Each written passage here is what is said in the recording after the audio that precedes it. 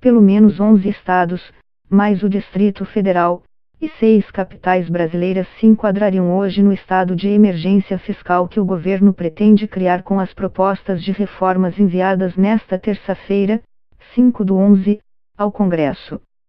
De acordo com a proposta de emenda à Constituição, PEC, apresentada pela equipe econômica, estados e municípios cujas despesas correntes ultrapassarem 95% das despesas correntes passariam por um ano de ajuste para reequilibrar as contas. Entrariam em vigor, então, alguns mecanismos automáticos para travar o aumento das despesas da máquina pública, medidas duras que devem enfrentar resistência dos servidores e de parte do Congresso. Estados e municípios em situação de emergência fiscal não poderiam, por exemplo, promover funcionários, conceder reajustes, criar cargos, reestruturar carreiras, realizar novos concursos, criar verbas indenizatórias, despesas obrigatórias ou benefícios obrigatórios. O mais recente Boletim de Finanças dos Índices Subnacionais, de agosto deste ano, mostra que 12 das 27 unidades federativas têm despesas correntes equivalentes a pelo menos 95% da receita corrente. Para todos eles, o rating do indicador de poupança corrente, como é chamada a relação entre despesa e receita, tem nota C, a pior da escala utilizada desde 2017 pelo Tesouro Nacional para avaliar as finanças de estados e municípios.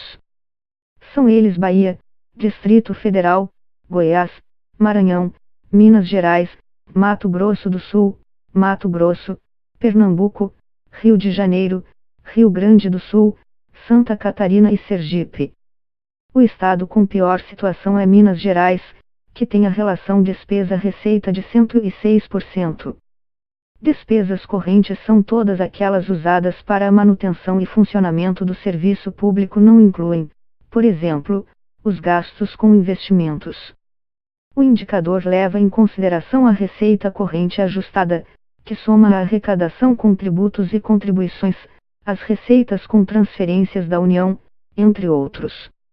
O texto da PEC fala de forma genérica da relação entre despesa e receita corrente, sem especificar qual seria a metodologia de cálculo que poderia ser diferente daquela usada pelo Tesouro Nacional. Ainda de acordo com o boletim, entre as capitais, Campo Grande, MS, Cuiabá, MT, Macapá, AP, Maceió, AU, Natal, RN, e Rio de Janeiro, RJ, tem poupança corrente com nota C, ou seja, já ultrapassaram o limite de 95% da despesa corrente em relação à receita corrente. O levantamento não traz os dados desagregados por município, como explica o economista Josué Alfredo Pellegrini, da Instituição Fiscal Independente, IFI, mas apenas uma nota que consolida 3 indicadores: a poupança corrente, endividamento, relação entre dívida consolidada e receita corrente líquida, e índice de liquidez, relação entre obrigações financeiras e disponibilidade de caixa.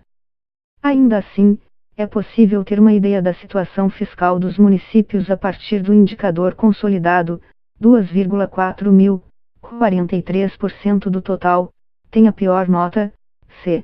774 tem rating B. 868 tem nota A. Municípios não disponibilizaram informações ao Tesouro. Ela foi divulgada junto à PEC do Pacto Federativo, que proíbe a União de socorrer estados e municípios em dificuldade a partir de 2026 e prevê que municípios com menos de 5.000 habitantes e arrecadação própria, que não inclui transferências do estado ou da União, menor que 10% sejam incorporados ao município vizinho, e a PEC dos fundos públicos, que propõe a extinção de parte dos 281 fundos públicos que existem hoje. O governo estima, com as medidas, a transferência de 400 bilhões de reais da União para estados e municípios, a liberação de até 50 bilhões de reais em investimentos com a PEC emergencial e o uso de até 220 bilhões de reais em recursos parados em fundos públicos para abater juros da dívida pública. O economista Guilherme Tinoco, especialista em contas públicas, afirma que a intenção de reequilibrar as contas da União, estados e municípios, que norteia as PSS, é positiva, mas ressalta que há outras propostas que vão no mesmo sentido e que já tramitam no Congresso. Uma delas é a chamada PEC paralela, que inclui estados e municípios na reforma da Previdência e é considerada fundamental para controlar a trajetória crescente dos gastos com aposentadorias de diversos entes. Há ainda o Plano Mansueto, o projeto de lei complementar 149, enviada em junho ao Congresso e que estabelece uma série de regras para que os estados possam pedir aval da União para contraírem novas dívidas.